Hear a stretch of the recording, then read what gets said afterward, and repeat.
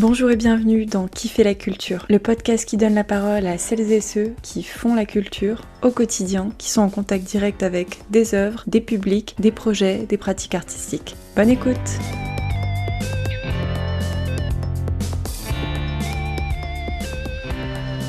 Dans cet épisode, nous accueillons Anouk Tedna, chef opératrice et réalisatrice, qui nous parle de son parcours dans le domaine de l'audiovisuel. Tout d'abord, Anouk explique sa formation technique initiale et la polyvalence des métiers de l'image, de la gestion de la lumière, du cadre, en passant parfois par la responsabilité des branchements électriques sur le plateau. Après avoir abordé la répartition des rôles entre métier de l'image et réalisation, nous évoquons les particularités du milieu du documentaire et la question de la distance émotionnelle par rapport à ce qui est filmé. Enfin, Anouk nous présente son travail en tant que réalisatrice, ainsi qu'un projet marquant, avant de terminer par son point de vue sur le régime de l'intermittence. Bonjour Anouk. Bonjour. Je suis super contente de pouvoir avoir cette discussion parce que je n'avais eu aucune personne qui était dans ce domaine de l'audiovisuel, de l'image, de la technique aussi finalement. Donc ça m'intéressait beaucoup d'avoir ton expérience et ton point de vue. Donc je voulais un peu commencer par comment t'en es arrivée à ce domaine-là. Ça peut être un peu un rêve d'enfant ou c'est un milieu particulier aussi. Donc est-ce qu'il y a quelque chose qui t'a attiré peut-être dans ces métiers-là En fait, moi je me souviens quand j'étais gamine, avant l'adolescence, j'étais absolument pas intéressée par les films, le cinéma, tout ça. Okay. J'accompagnais même pas mes parents au ciné quand ils me proposaient d'y aller, je restais chez moi, je jouais aux jeux vidéo. Donc l'intérêt est venu plus tard. Je me rappelle que c'était l'époque, surtout à l'époque des DVD, tu sais, où t'achetais des DVD et tu pouvais voir les making-of dans les DVD. Okay. Donc c'est là que quand j'ai finalement commencé à regarder des films à l'adolescence, donc assez tard, j'étais pas vraiment intéressée par ça avant. J'ai rattrapé mon retard, j'ai commencé à m'y intéresser, à aller beaucoup au cinéma, je regardais 2-3 films par jour alors que j'avais l'école, tu vois. Okay. Et je regardais les bonus des DVD et je me rappelle que c'est ce qui n'est finalement pas devenu mon métier parce que moi je fais plutôt du documentaire ou des films pour des marques, donc institutionnelles, publicitaires. Mais à l'époque c'était la fiction et sur ces trucs-là on voyait des images de gens qui tenaient des perches de son, des caméras. Et comme il n'y avait pas YouTube, il n'y avait pas encore tout ça, où t'avais pas les réseaux sociaux, où en fait tout le monde fait des tutos et on voit exactement comment se passe un tournage. La magie a un petit peu disparu de ce côté-là, où c'est transformé, mais à cette époque la magie était totale, donc on n'avait aucune idée de comment on faisait un film. À part si tu regardais des bonus DVD, là tu voyais un peu le tournage. Donc ça m'a beaucoup intéressée, mais j'avais aucune idée de comment faire, comment accéder à cette carrière. J'avais demandé au conseiller d'orientation, personne ne savait. C'était là, non, mais fais une prépa, t'as des bonnes notes. Voilà, te prends pas la tête. Ou va faire autre chose. Va faire des études qu'on te propose, des prépas. Et donc j'ai dit, non, je vais pas faire ça. J'ai juste fait des études au lycée, j'étais un peu partie plutôt sciences, pas vraiment littéraire, parce que je m'étais dit au moins je vais pouvoir peut-être accéder plus facilement à des écoles d'audiovisuel, parce que j'avais déjà en tête que c'était technique. Il y avait la partie optique qu'on enseignait un peu dans les filières S, et donc on commençait qui faisait un peu le lien avec les caméras, l'optique, tout ça. Et surtout j'avais finalement trouvé, j'étais allée à la bibliothèque, j'avais trouvé un manuel qui expliquait comment aller travailler dans l'audiovisuel. Okay. Et qui parlait du BTS audiovisuel. Parce que je voulais essayer de trouver une formation gratuite. J'étais pas obsédée par ça, mais je savais qu'il y avait plein d'écoles privées d'audiovisuel, mais je le sentais pas à cette époque-là. Je sais pas pourquoi, je m'étais dit je vais payer beaucoup et je sens que je vais pas être très contente de mes études. Comme j'avais quand même des bonnes notes, j'ai postulé à un BTS audiovisuel à Cannes, parce que j'étais niçoise à l'époque. Et donc, c'est en combien ? C'est en 2 ans. Ouais, 2 ans. Donc c'est court comme étude. C'est court. Hyper court. Ouais. Donc c'est assez intense, non ? Oui, je me souviens qu'on avait beaucoup d'heures de cours. On faisait du 8h, 18h, et puis après, t'avais les cours le soir si tu voulais rester C'était génial, on avait accès à des plateaux de télévision avec des caméras, il y avait plein de matos. Je crois que c'était la formation publique la plus chère, c'était financé par la région. D'accord. C'était un gros budget pour la région de soutenir ces BTS audiovisuels. Oui, parce que t'as toute la mise à jour aussi, j'imagine, du matériel, non ? Exactement. Et puis il faut de l'espace, il faut des plateaux, il faut des petites classes parce que sinon c'est pas réalisable. Donc on était 8 par classe. En filière image, et c'est pour ça aussi que c'était pas facile d'accéder. C'est un BTS, mais c'est un BTS difficile d'accès quand même, 8 personnes dans ta classe par an. Donc c'était intense, beaucoup de cours, mais je savais que j'étais pas prête à travailler directement après. Okay. Mon BTS audiovisuel, il était très orienté télé, reportage télé. Okay. Il nous envoyait beaucoup avec des caméras, interviewer des gens, faire les JRI, journalistes, reporters d'images. Okay. Alors à Cannes, ça veut dire aller interviewer les vieux sur la Croisette, quoi. Qu'est-ce que vous pensez du Carlton, qu'est-ce que machin. Donc c'était inintéressant au possible. Et donc on allait les interviewer, ça nous a un peu... Donc à l'issue de ces 2 ans, on était capable d'aller peut-être travailler dans des télé-régionales ou en télé pour faire du reportage, peut-être pas la partie journaliste, mais la partie technique en tout cas, on l'a maîtrisée. Accompagner le journaliste. Voilà, ça aurait été plus ça, cadreur... qui allait accompagner le journaliste. C'est ça, d'accord. On nous formait pas à être réalisateur ou réalisatrice, on nous formait à être technicien image. Pour aller encore plus dans le détail de ce que c'est, donc quand tu nous dis technicien image, donc là aujourd'hui, on peut dire que tu es chef opératrice, c'est en tout cas une de tes, puisqu'on parlera ensuite d'une autre facette, donc dans plutôt la réalisation. Mais donc pour ce qui est de chef opératrice, donc moi je m'étais notée garant de la qualité de l'image, ça semble être le facteur le plus important d'un film, d'un reportage. Ah oui ? Vraiment ? Bah oui, parce que tu vas quand même regarder, tu vois, je me dis, bon, pour Mais si tu regardes un film et que l'image est belle et le son est pourri, je pense que ça te choque beaucoup plus que si tu regardes un film et le son est nickel, mais l'image est un peu pourrie. Je sais pas. De toute façon, c'est sûr qu'il y a un truc complémentaire.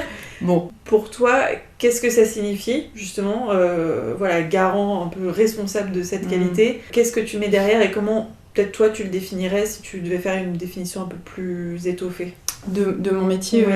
Alors, disons que mon activité principale, c'est chef opératrice. On dit aussi directeur de la photographie. Ouais. C'est plus ou moins les mêmes métiers à quelques différences près. Je suis passée quand même par d'autres étapes. Disons que je suis pas allée directement parce que c'est effectivement, comme tu disais, un travail à grosse responsabilité. C'est ça. Donc moi j'ai fait de l'assistant à caméra, j'ai été aussi électro, puis chef électro. Donc ça c'est la partie projecteur, lumière. L'installation des projecteurs, l'installation de la lumière, la discussion avec le chef opérateur, puisque le chef opérateur, il n'est pas forcément en train de manipuler les projecteurs, puisque l'image, en fait, c'est filmé et éclairé. Donc, avant d'être chef opérateur, souvent, il y a un peu 2 lignes. Soit tu viens de la lumière, soit tu viens de l'assistant à caméra, puis tu arrives au poste de chef opérateur, qui est effectivement... c'est un poste de chef d'équipe. Tu cadres pas forcément même. Tout dépend dans quel milieu de l'audiovisuel tu travailles. Enfin, si tu fais de la fiction, du documentaire ou de la télévision, tu peux être complètement tout seul. Tu peux être même toi-même, tu cadres, tu fais de la lumière si tu en as. Tu fais toute l'image toi-même. Tu peux être une seule personne, ce qui arrive très souvent en documentaire. Ou parfois même tu fais le son. Enfin, tu peux avoir beaucoup de choses à faire. Et en fiction, un chef opérateur... il peut ne pas toucher à la caméra, ne pas toucher à un projecteur et être chef d'équipe, donner des instructions à tout le monde. Peut-être juste pour revenir sur... Tu parlais de ces 2 branches-là. Donc toi, tu as fait un peu des 2. Oui. Et donc, lumière, c'est installer en fait tes projecteurs. Oui, tout à fait. Ça peut être... il peut y avoir des demandes du réalisateur et la réalisatrice. Parfois, c'est complètement à toi de décider. Quand tu es électro, tu es aussi... Donc, pour la partie projecteur, il y a une partie électricité vraiment importante. Du coup, ça, c'est vraiment une partie technique.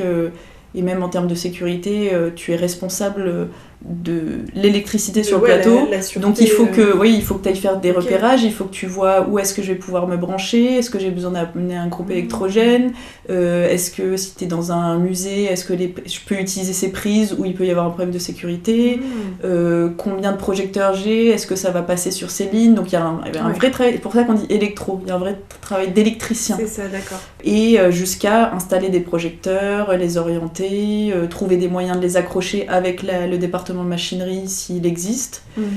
Si t'es tout seul parce que c'est un documentaire, c'est toi qui le fais. Il y a plein de départements à l'intérieur du département image, comme tu en trouves plein au département réalisation, au département qu'on dit HMC, donc maquillage, habillage, coiffure. Voilà, il y a tout un tas de départements et souvent sur des tournages fiction, c'est là que ça se complexifie puisqu'il faut beaucoup de gens. Oui, d'accord. Donc ces départements existent, il y a parfois plusieurs personnes qui assurent un même poste. Si tu as besoin de 4 électriciens, 10 électriciens parce que le set est gigantesque.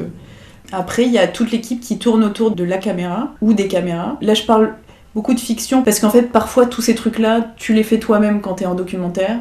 Mais ça sert à comprendre aussi toutes les choses qu'on a à gérer. La fiction, vu qu'il y a souvent un représentant de chaque poste, ça permet de comprendre un peu ce que fait chacun, même si c'est pas toujours aussi clair. Mais côté caméra, si le chef opérateur, par exemple, ou la chef opératrice ne cadre pas, parce que il gère la lumière, il va gérer le cadre, etc. Mais c'est pas lui qui opère la caméra, il peut y avoir un cadreur du coup, ou une cadreuse, et ces personnes-là ou cette personne-là a un premier assistant caméra qui va souvent surtout s'occuper du point.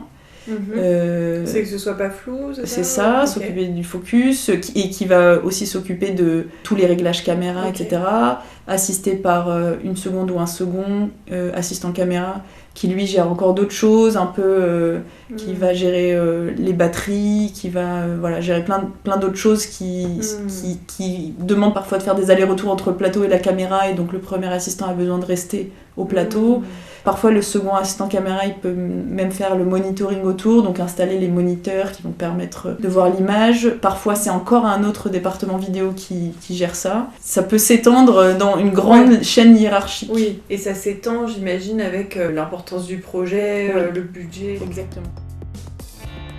Chef opératrice, donc plutôt dans le documentaire. En quoi ça consiste justement pour l'image ? Très concrètement et plus simplement du coup, je vais prendre l'exemple du dernier documentaire que j'ai fait en chef opératrice, parce que j'en fais aussi à d'autres postes. Mais là, le dernier que j'ai fait, j'accompagnais un réalisateur. Lui avait aussi sa caméra, il cadrait aussi, puisqu'on avait besoin de pas mal d'angles, de vues, etc. Moi, je le conseillais beaucoup, c'était un documentaire qu'il avait déjà commencé lui, et moi j'intégrais le projet, ce qui arrive souvent un peu après. Donc il y avait déjà une esthétique mise en place, et moi je l'ai conseillé sur comment améliorer les choses d'un point de vue esthétique de l'image. Je suis arrivée avec mes propositions de caméra, mes propositions d'optique, d'objectifs que je préférais utiliser pour plein de raisons. Je suis arrivée avec ces idées-là. Et donc on est que tous les deux, on gère aussi le son, et quand on fait des interviews, je gère toute l'installation de la lumière, des caméras. Je reste au casque pendant que lui pose les questions. Je vérifie que tout est bien en place. C'est à la fois très simple et un peu compliqué. Et en fait, très foisonnant. Oui, il y a beaucoup de choses à penser en même temps. Et en même temps, finalement, il s'agit juste de filmer ce qui se passe, et d'essayer de le faire bien. Il faut pas oublier un aspect non plus. Enfin, là, Enfin, toi, tu te fais une liste où tu sais exactement comment je fonctionne beaucoup avec des listes, oui. Déjà, on fait des listes matérielles tout le temps, parce qu'on a toujours plein d'accessoires qu'il faut pas que si t'as oublié un câble, tu peux potentiellement ne pas pouvoir tourner. Voilà, il faut être très rigoureux sur tes listes matérielles, ce que tu prends, etc. Là, en plus, nous, c'était un documentaire en avion. Donc une fois que t'es parti quoi, tu veux pas avoir oublié des trucs. Donc je fonctionne beaucoup avec des listes.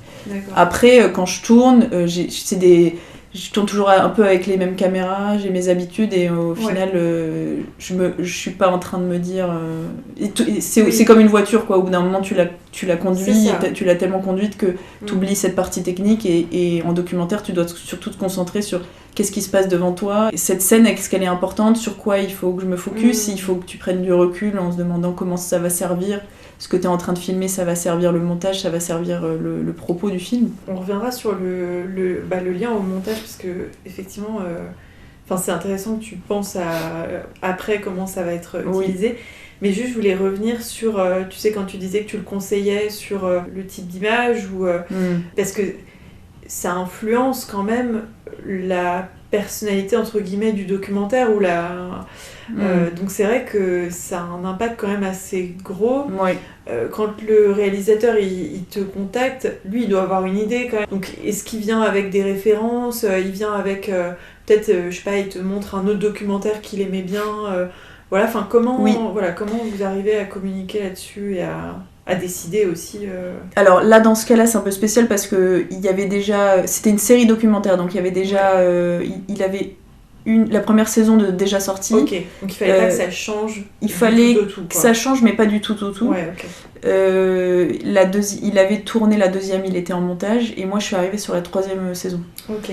Et donc il y avait déjà une esthétique de poser, il s'agissait d'améliorer certaines choses, on en a parlé à l'avant, on est resté des heures au téléphone. Il m'a donné une référence d'une série Netflix à laquelle il essayait de coller un petit peu en termes de narration. Et en fait, comme c'était dans le milieu de l'aviation, il m'a surtout expliqué comment ça se passait, comment c'était, parce que lui il avait une grande expérience de tourner dans des avions. Et en fait, parfois, tu arrives avec certains conseils, mais il faut surtout écouter ceux qui sont de ce milieu.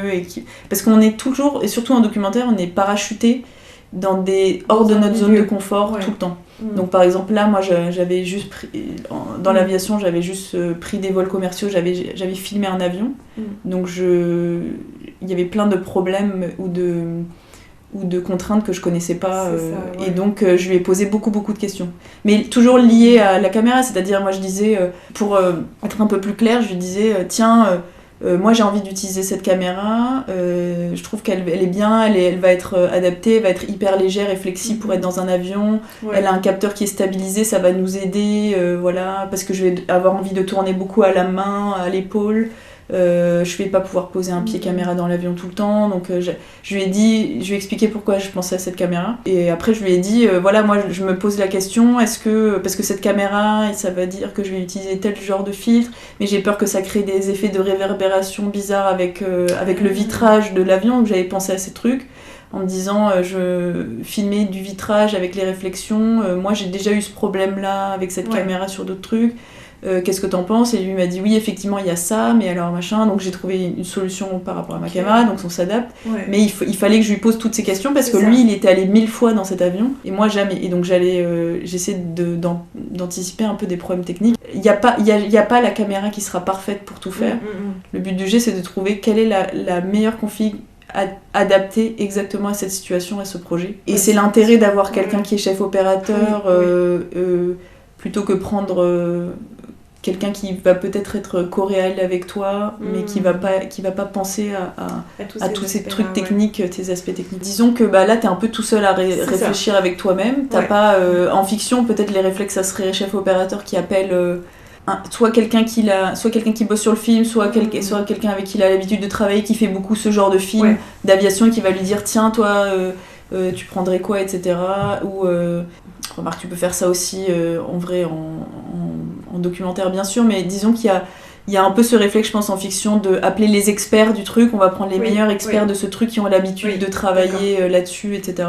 Et en tout cas, moi, dans mon cas, à chaque fois, je suis experte de rien du tout, mais je me réadapte et voilà, et j'essaie de trouver des solutions dans des endroits où j'ai jamais été, donc...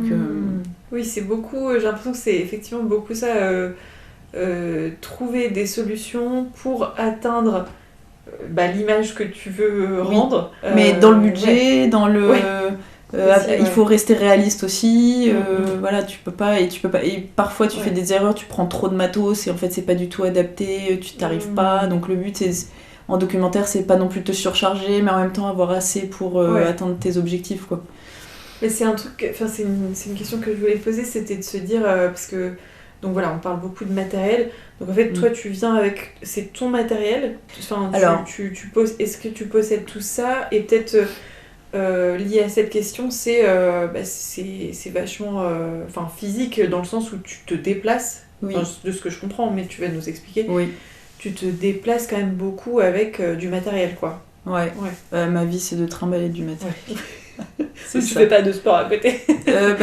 Il faut faire du sport à côté parce que sinon je deviens le bossu de Notre-Dame et j'essaie d'éviter ça, mais parce que surtout avec les caméras de maintenant surtout en documentaire, ça s'est miniaturisé, donc c'est super pratique, mais du coup, Ouais. t'as moins les caméras sur l'épaule Ouais. et plus dans tes mains, à bout de bras. Ok. Parfois, tu les mets sur des stabilisateurs pour que Ah la oui. caméra bien reste stable, donc t'as un rig, tout un système que tu peux garder aussi à bout de bras. Ok. Donc en fait, il y a c'est parfois comme si tu filmais avec une haltère au bout des mains, tu vois, enfin, Ah, wow. une kettle, là, tu sais, les Ouais, trucs. c'est fou. Et en fait, Oui, c'est, d'accord, ouais. t'as plus ça sur l'épaule, donc c'est beaucoup plus léger qu'avant, mais Ça le demande poids quand s'est même un déplacé. travail. Oui, oui. Ça se fait assez mal au dos. Ouais. Et il faut être surtout assez musclé. Donc, moi, je suis jamais assez. Il faut que j'en fasse plus de sport. Après, bon, il faut avoir le temps pour ça et Oui, l'envie oui. et l'énergie. Mais il n'y a pas que ça dans l'aspect physique aussi, et notamment en documentaire. Parce que le documentaire, parfois tu voyages beaucoup, etc. Oui. Et sur des courtes périodes, peut-être qu'en fiction, tu pars 2-3 semaines au même endroit parce que tu vas filmer dans un désert, etc. C'est très fatigant évidemment, mais c'est pas le même genre de fatigue en documentaire où tu prends un avion et tu changes de pays tous les jours parfois. Tu peux... Ouais. Et ça, le physique, c'est aussi ça, Oui, c'est bien le sûr. voyage, c'est les décalages horaires. Quand on fait pas toujours des documentaires en voyage à l'autre bout du monde, mais les déplacements, les trucs. Et ce que tu disais, le matériel, donc pour répondre à ta question sur le matériel, j'ai le mien qui est parfois adapté, mais je le sers pas à tous les coups. Parfois, il me faut une autre config, il faut autre chose, j'ai pas assez, ou c'est ça. Donc là, c'est boîte de location. Ok. Donc ça veut dire aller chercher le matériel, le ramener. Bien sûr. Donc c'est aussi du temps, c'est les déplacements, encore. c'est est-ce qu'on loue un camion, machin. Ouais, d'accord. Donc il y a cette partie physique qui est aussi ça, tous les déplacements, le transport. Voilà, il y a C'est un rythme de vie aussi. Enfin, oui, t'as pas.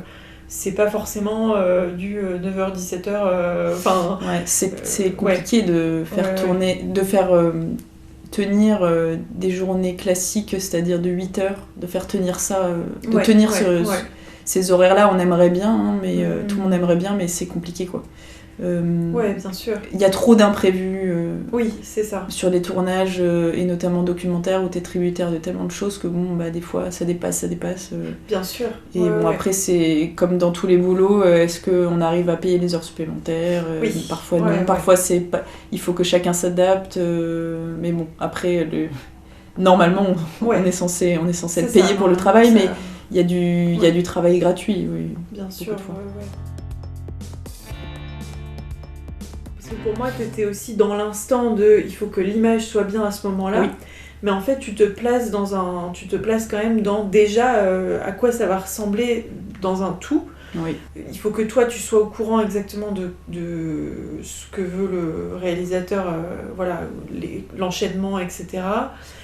Est-ce que tu conseilles dans le montage, je sais pas du tout, ou est-ce que vous travaillez ensemble justement avec les images que t'as faites ?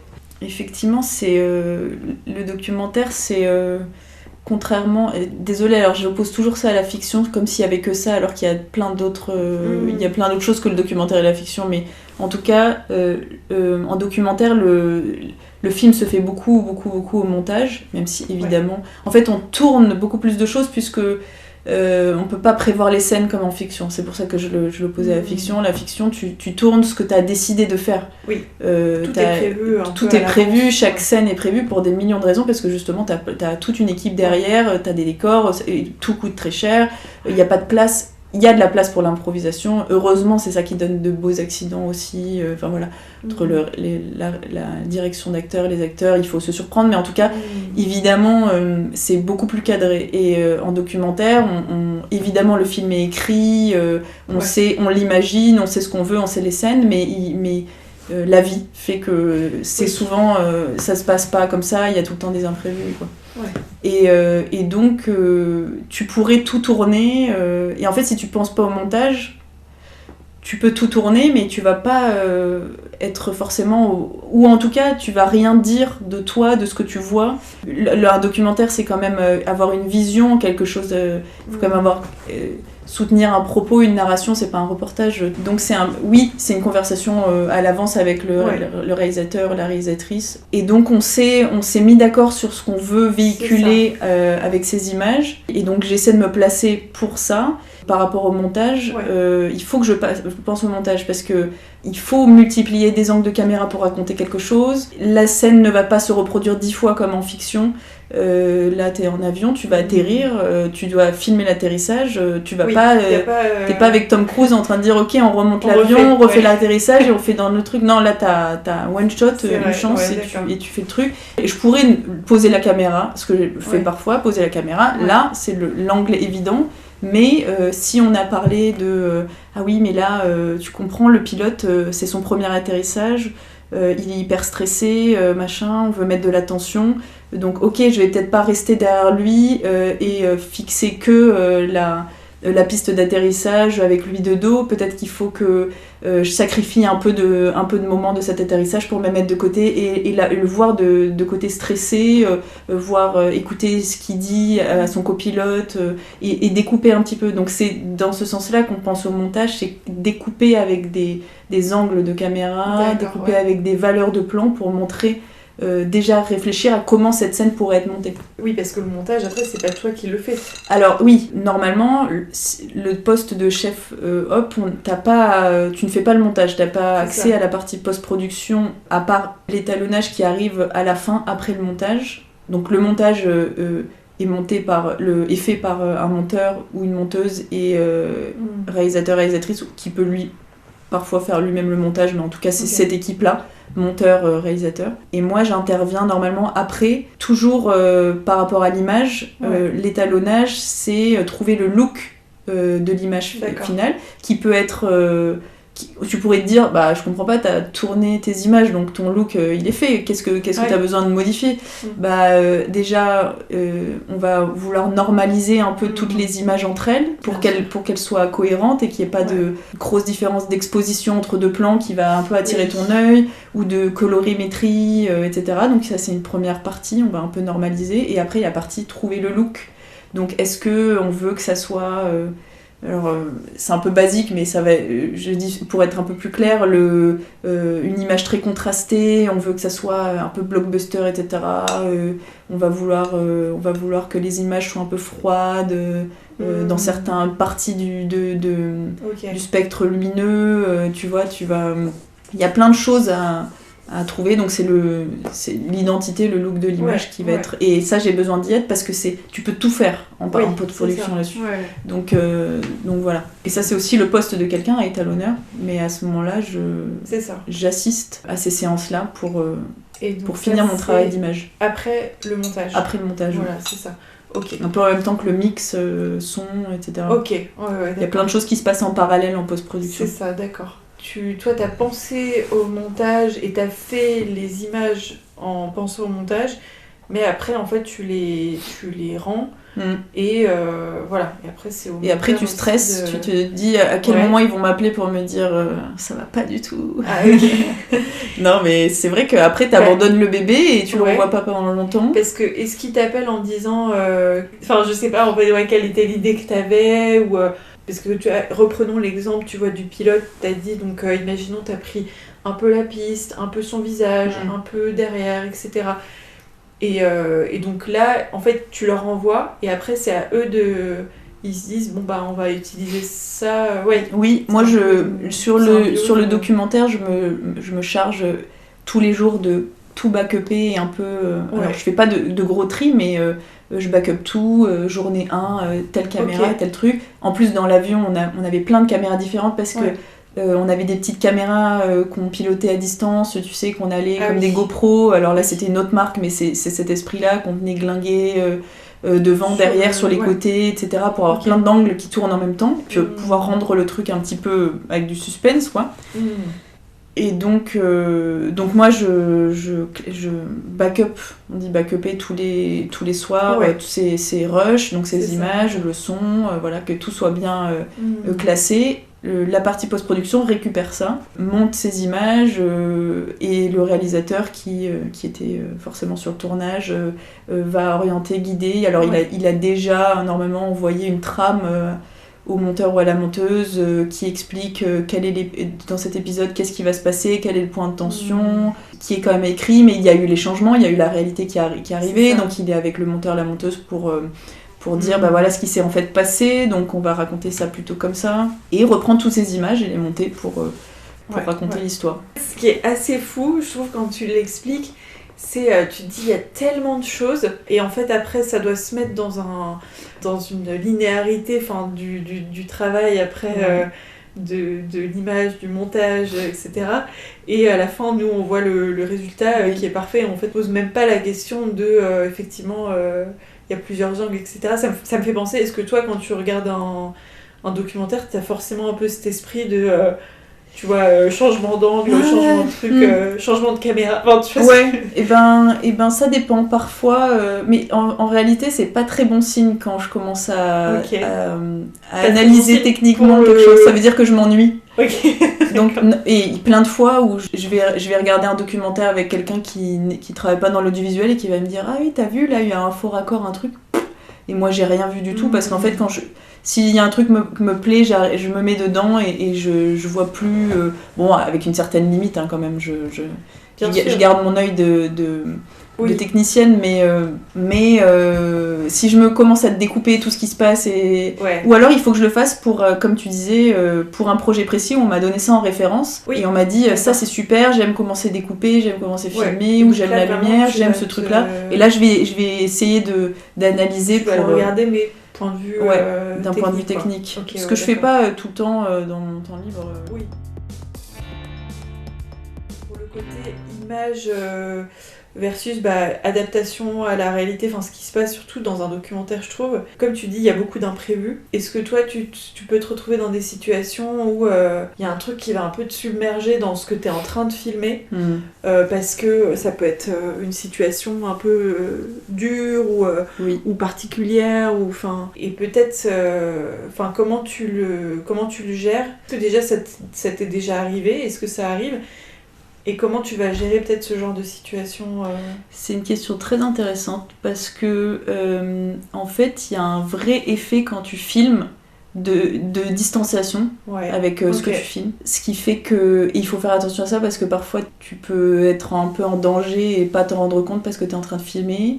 Et en même temps ça peut vachement te servir parce que ça te permet de créer une distance avec des choses qui sont dures aussi. Le cas extrême de ça, ce qui n'est pas du tout mon cas, moi je fais des trucs documentaires sur l'avion, c'est fun et tout, mais il y a pas je mets pas ma vie en danger. Je veux dire, quand tu vas filmer tes reporters de guerre, tu vas faire des photos ou filmer dans des zones de guerre.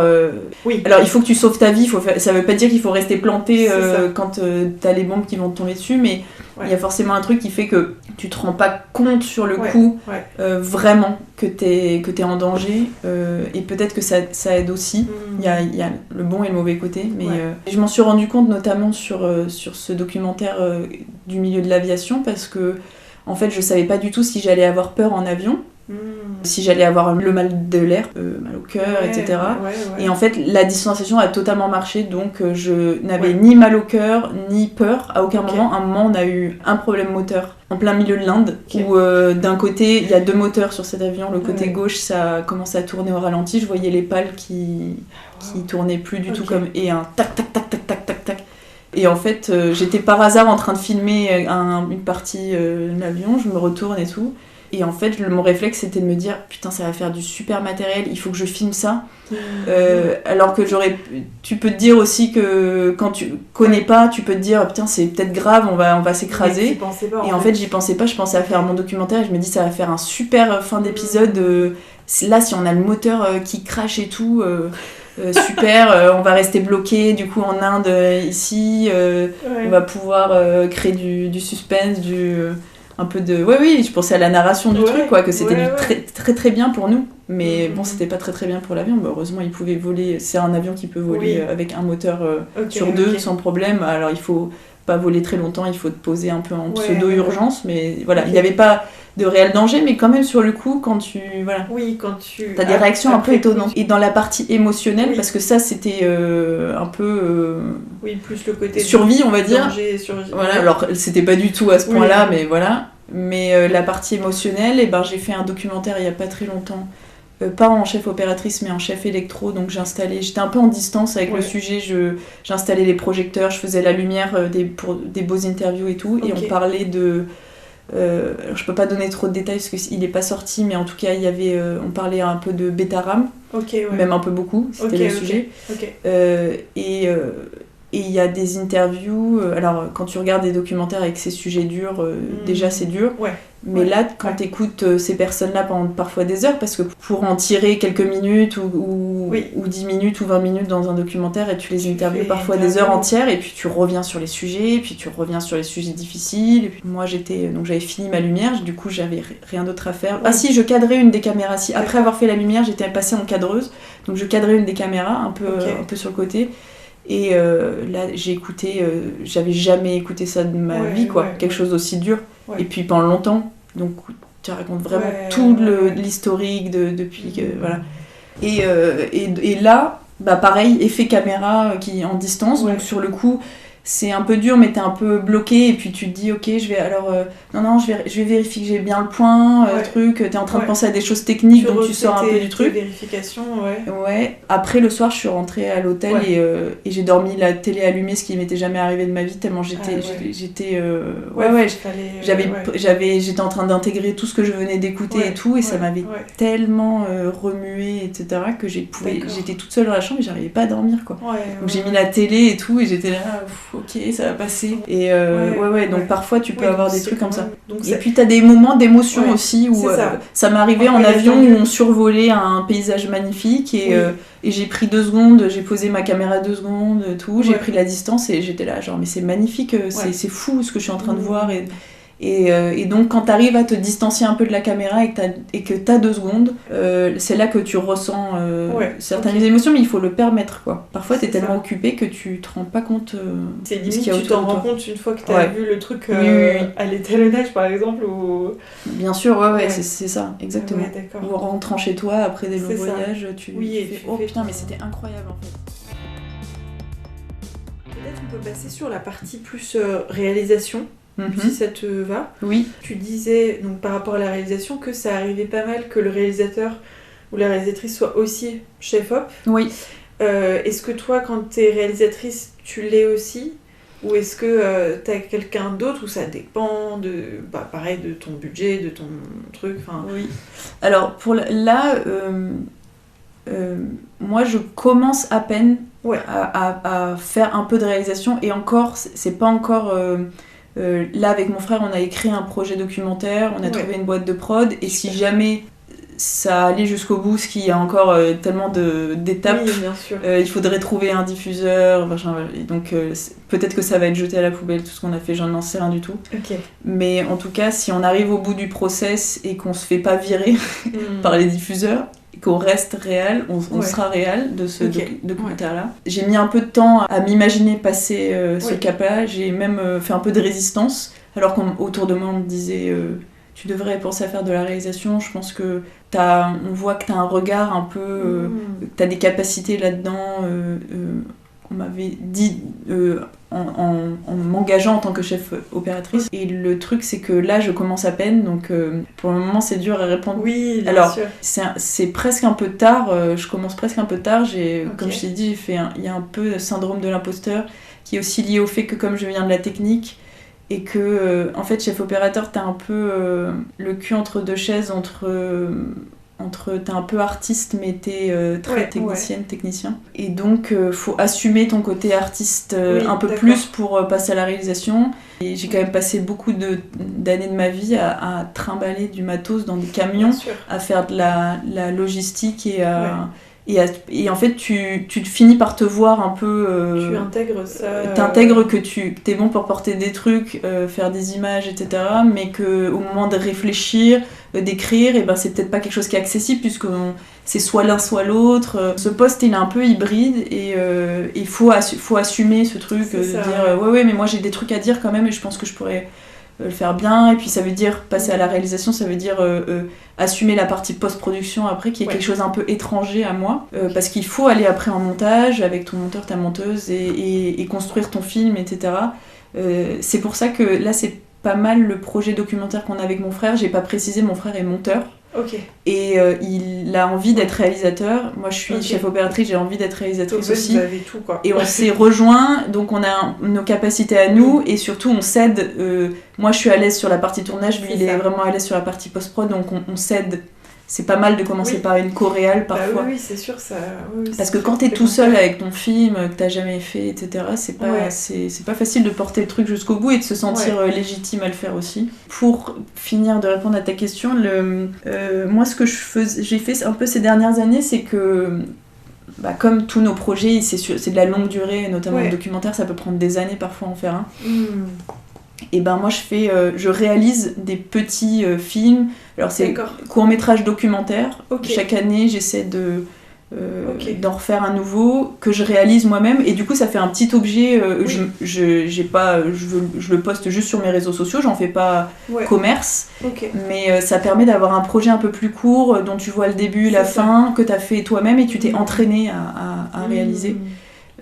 Parce que et tu te rends compte aussi que c'est pas si simple en fait de tout maîtriser du début à la fin. Donc ça arrive souvent ce passage technique, réalisation, enfin comment je m'en rappelle. Tout existe en fait dans l'audiovisuel. T'as des acteurs qui deviennent acteurs-actrices. Désolée, je masculinise toujours, mais acteurs-actrices qui passent à la réalisation. T'as des gens de la technique qui passent à la réalisation. Donc oui, au cinéma, chef opérateur, c'est un petit peu moins courant de passer à la réalisation en cinéma de fiction. Ça existe, mais c'est pas la norme. Par contre, en documentaire, ça arrive très souvent d'être chef op et de passer soit en co-réalisation avec quelqu'un qui vient un peu plus du milieu journalistique et qui a tous ces réflexes-là, soit de passer tout simplement à la réalisation. C'est un peu plus commun, peut-être si tu veux nous dire un projet qui t'a marqué en particulier, de ces dernières années, Alors, ces 2 dernières années, j'ai fait un peu tour du monde. Et moi, c'est ce que je voulais faire. En fait, pour revenir un peu en arrière, j'ai beaucoup commencé avec du film institutionnel.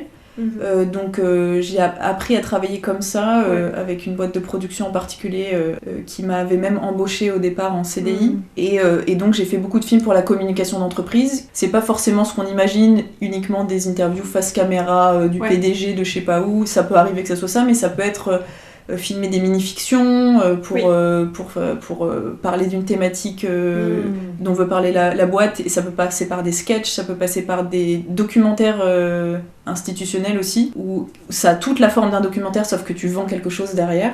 Donc j'ai fait ça pour plein de marques, et en fait j'ai toujours rêvé de faire du documentaire. Je sais pas pourquoi, c'était assez clair pour moi que la fiction, j'allais pas, il me semblait que j'étais pas assez passionnée par la technique. J'avais plus envie de petites équipes et de découvrir des vraies histoires, et voilà, alors que je regarde beaucoup de films de fiction, mais je projetais déjà qu'en fiction ça allait être très rigide, que tout le monde allait avoir son poste, qu'on n'allait pas trop dépasser, qu'il y aurait peu de place pour la surprise, et je voyais que ça allait être des tournages de 2-3 mois loin de ta famille, etc.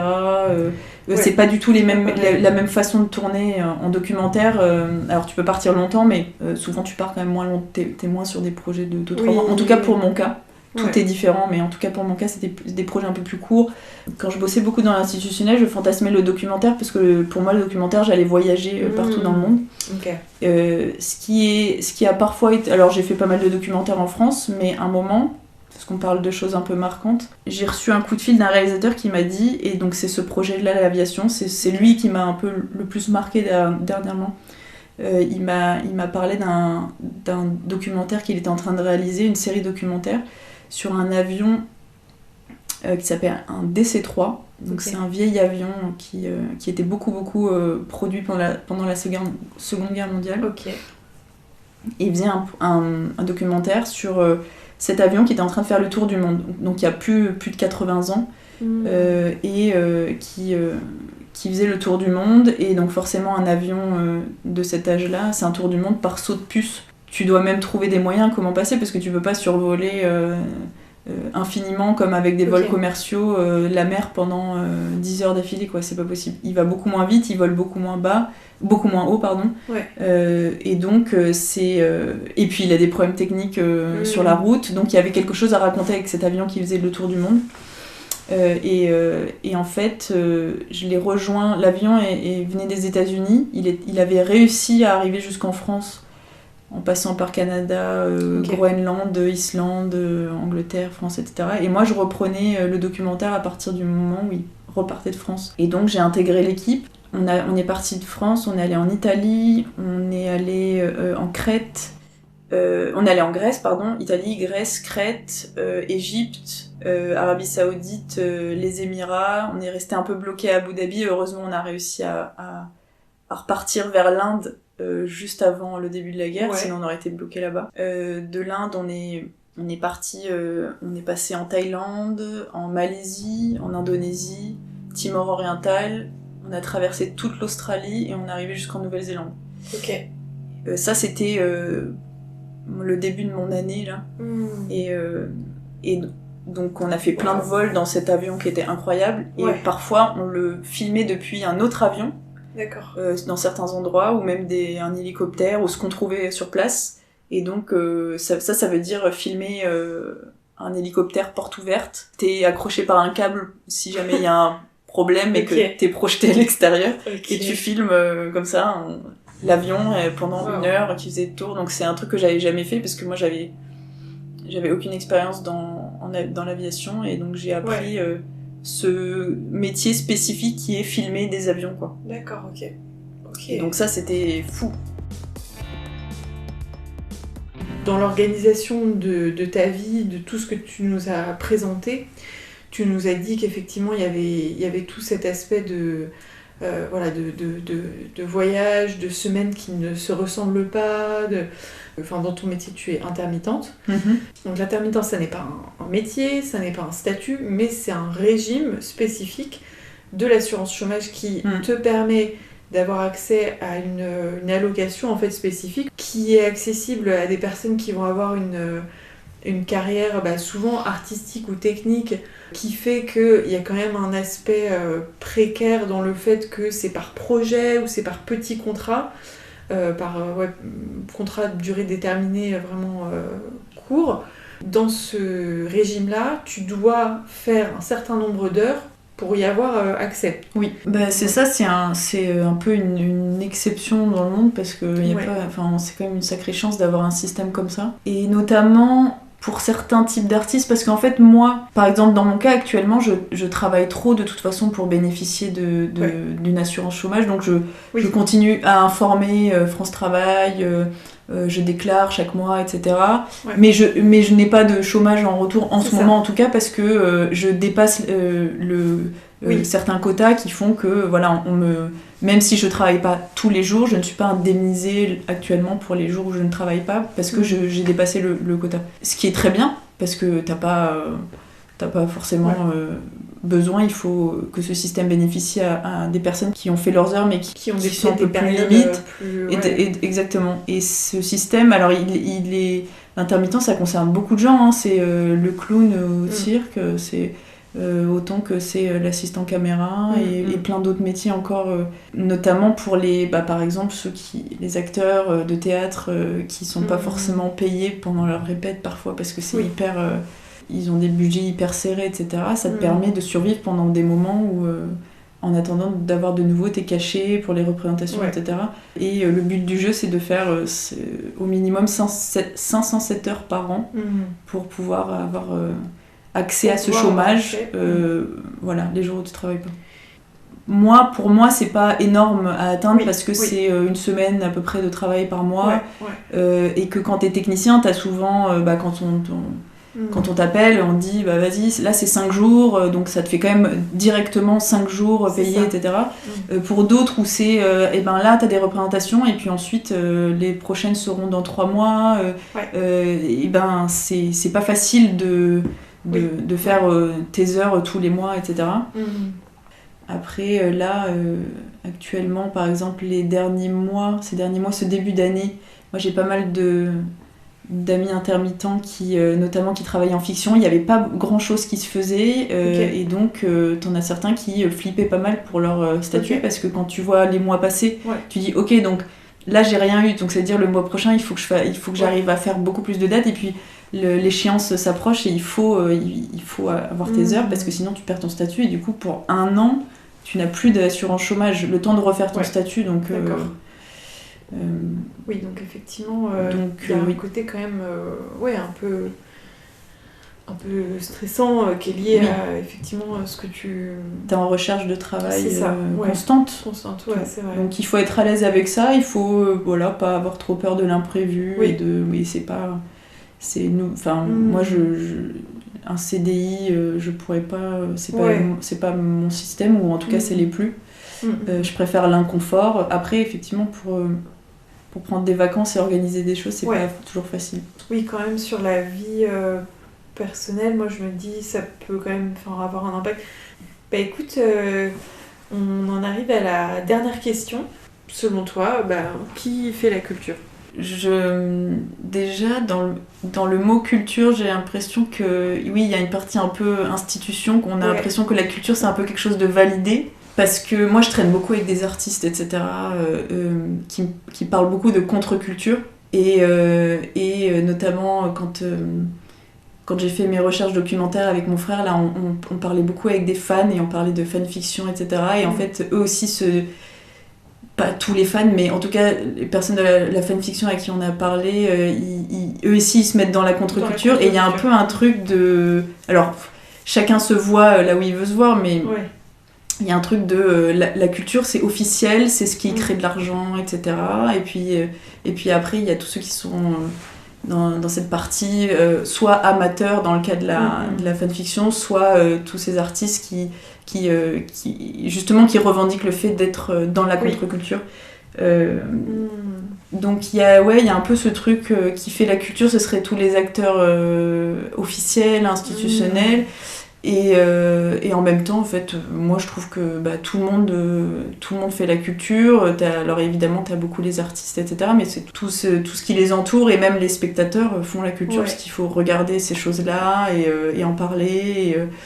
Donc c'est un peu bateau, mais qui fait la culture, ceux qui la font et ceux qui aident à faire, et puis ceux qui la consomment, voilà.